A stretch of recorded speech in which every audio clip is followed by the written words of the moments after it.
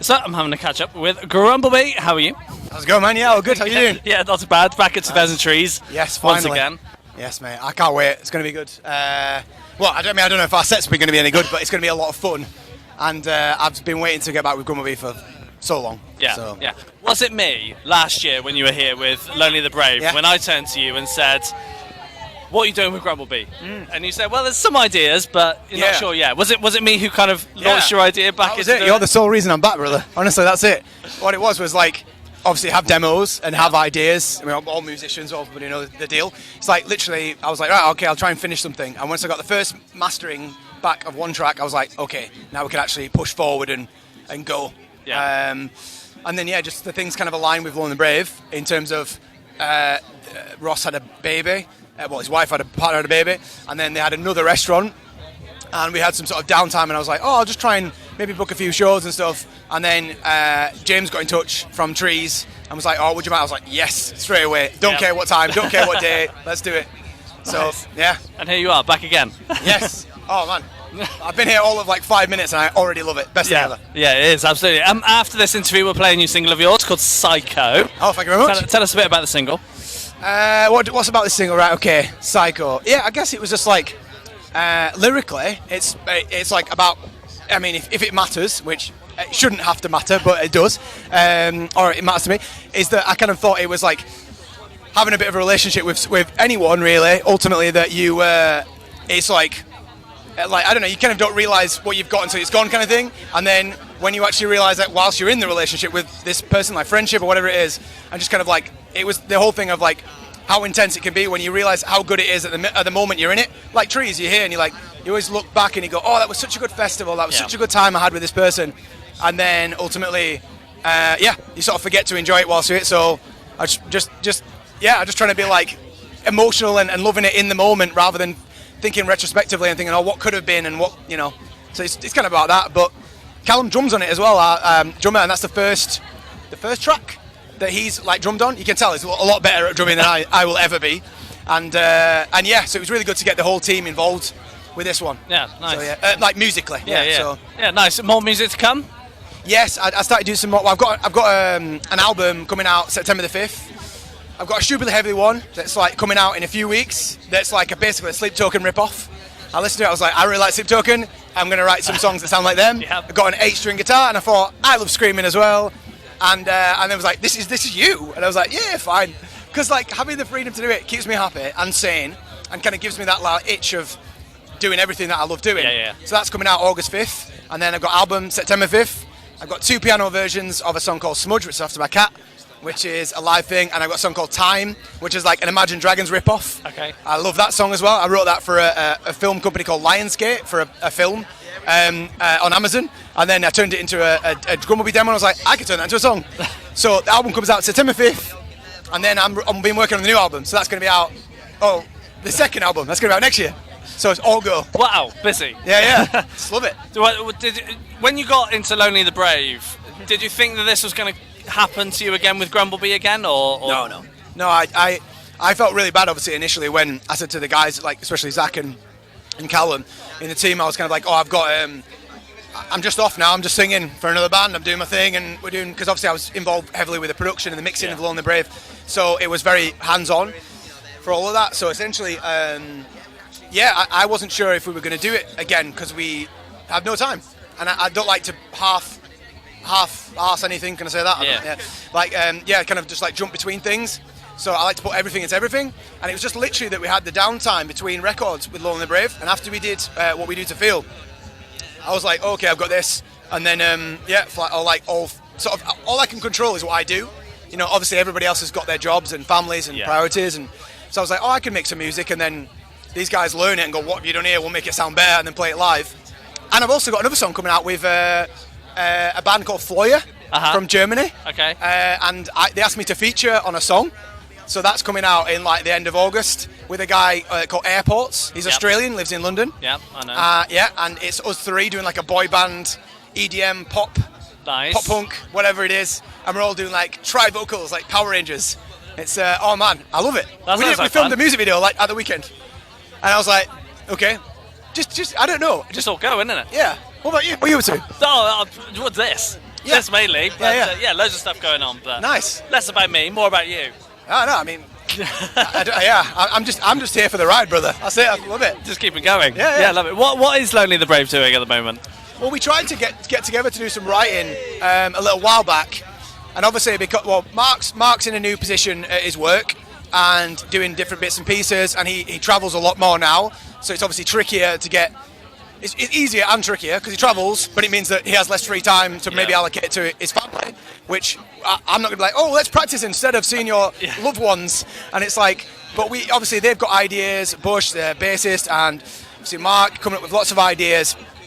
And we were trying to spitball like different bits and pieces that we might be able to write and record some stuff this year. So it's very much in their hands so much. I mean, we will always write and always record and release music regardless. Yeah. The live stuff is a lot trickier now, like really hard to do. But I think there's always I have people messaging me like all the time from Lonely and Brave, me like, when's your next thing? Or like, are you going to reschedule a tour? Are you going to do this and stuff? And ultimately it's like, there's so many moving parts in it. It's like for me, even with just a 3-piece, like I'm like, oh, I have to arrange to get him from London, him from there, you from here, sound engineer, and then we do it for no money. And it's like, I mean, it's not about the money ultimately, but it's like, imagine that, and then you put it into a 5-piece with families and limited holiday days. I don't know how bands do anything, honestly, mate. Genuinely, I have no idea. So yeah, we will very much be doing recording and stuff when I guess we get more time. Hopefully towards the end of the year. Okay. So yeah. Yeah, nice. Yeah. I'd like to talk about writing side of things. So for you, when it comes to Grumble Bee, how do tracks normally start off? Usually with like a voice note. So like if I'm doing like a in my phone whilst I'm walking or something, I'll be like, that sounds like a really good vocal melody for something. Yeah. And then sometimes I'll come about and have like an idea for maybe something that's more like rhythmically based, like I was saying, that Sleep Token rip-off thing. Like it doesn't actually sound anything like Sleep Token. I mean, other than it's just a low-tuned 8-string guitar. Obviously, I don't sound like him. The band doesn't sound like that, and I can't play metal drums like Toucan. So it's like this mad thing. So, but having those inspirations of like, oh, I'm really into this, and just run with it and finishing songs, it's more important than just demoing and sitting on it and be like, I'll just throw it away. You know, because often I speak to artists, and not often I speak to artists as if I'm like this. I'm really pretentious. I speak to bands and they'll like, oh, we did this, and they'll play it. I'm like, it's amazing. Work with it, go with it, run with it. And half the time you feel like, it just feels like getting stuff out there in the writing process of actually starting something and finishing it. Seems like it's this really weird thing. It's just not. Sometimes you can write a song on acoustic guitar, and write a song on piano, and there's a couple of songs on the album, one called Douglas that I wrote on a piano ballad. I was like, I'm never ever going to play this live. It's just how? Like, I got really heavy stuff and then sort of alt-rocky emo, and that's kind of where my heart is. And then the ballady stuff I'm like writing because I've got a love of the piano and I love playing piano. And I'm like, how does this work in a set? And I was like, oh, it can just exist on its own, maybe that's the thing. Yeah.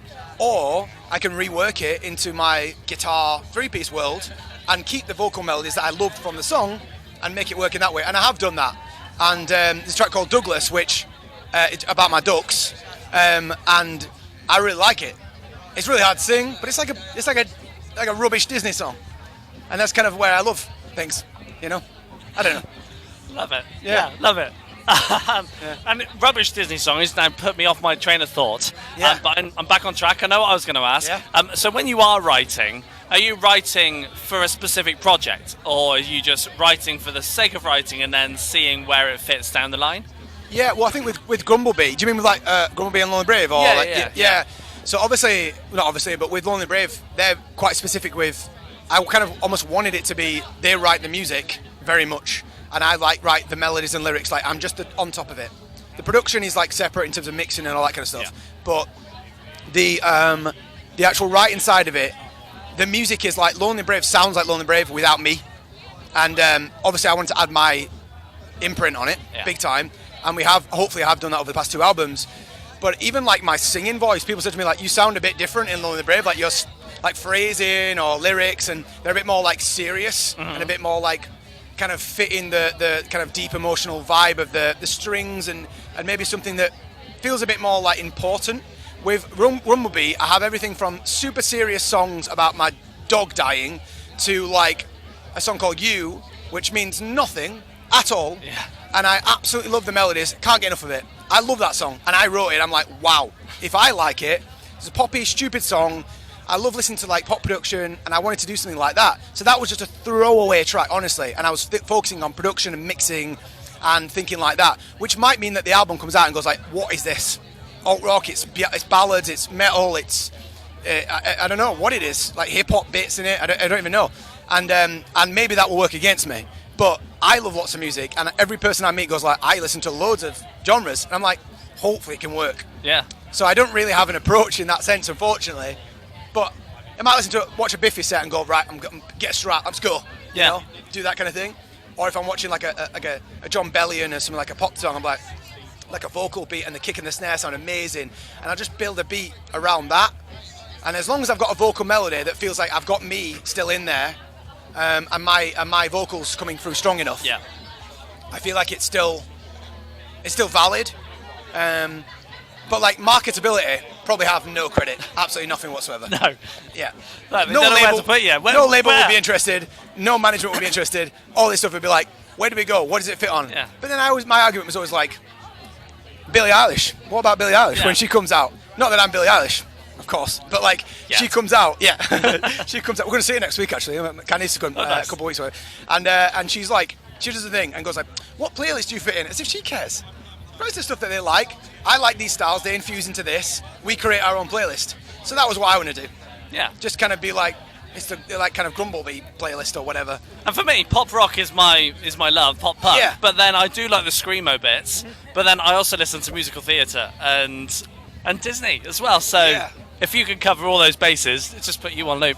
That's it. Oh mate, I would love to do like EPs, just like everything here, everything there, bits and pieces, jazz record, love it. And then you have like different times you can play different stuff. So it's like, I don't know, maybe I'll do that next. I don't know. Yeah, nice. Why not? Yeah, why not? Yeah. Just do what you want. Just enjoy life, and then you die. Be happy. You die pretty soon. So it's like, why not just have a really good time, right? And then just be happy with the people that you're with, and write music and enjoy it. Like this set today could go horribly wrong. I've got wings, you know. Do you know I'm wearing wings? What? I'm actually wearing wings. Why? Don't know. It's like a thing. It's a brand. I'll tell the labels it's a brand thing. And I'll wear it and I'll be like, yeah, I'm going to wear this. And I've cut some holes, not in this shirt. I've got in another shirt. Cut some holes in, get wings on, put a guitar on, see it like flapping about. Everyone's like, wow, that's cool. Or they're like, what an idiot. Either way, I'll take both. Is that how they're going to distinguish you between your solo project and that's it? Yeah, if I start flying away, it's working. We'll take it. Yeah, it's quite a clear difference. I've got a costume. But, You're building up, aren't you? When you get onto the proper stages, you'll have the wires and full everything. Form, will be everything, flying full flips. around. That's it. If it doesn't go well, I will return early next year, fully masked up, top to tails. All this kind of stuff, and I'd be like, wow, what's this mysterious thing? Channeling Mystery is the new thing. Yeah, it's the new thing. It's the new thing. Look at President. Charlie. I mean, can we say, we don't know if it's his vocal or not. Goodness me. Great, all great, and it's all like the imagery. And what do you feel about that? What's your vibe on it? I like it. Yeah? Yeah. Because of the imagery, because of the music, both? What? It kind of creates a question. It kind of asks you, like Sleep Token, everyone was like, who is this guy? Because everyone thought it was Dan from Bastille. Sure, all right. For a long time. Okay. Until I found out who it was. And I was like, oh, okay, fine. Yeah. And now it's ruins the magic. So I kind of like that there's a brand. Yes. Like Royal Republic, they always wear suits. Right. So if you always wear wings and stuff, we'll see how hot it is remember today. It's very hot, and I feel like adding wings to that mixture is like. But at least I don't have a mask and a cloak, because that would be even warmer. You know, you can only headline when it gets gets cooler. Yeah. That's the request. But no, yeah. I don't know. I'm looking forward to playing live again, man. That's the thing. Just so excited. I don't know. Good. Yeah. Yeah. Nice. Jack, it's been a pleasure. Thank you for having me. A catch up. Nice. Thanks for having me, dude. Yeah. Thank you very much. Cheers.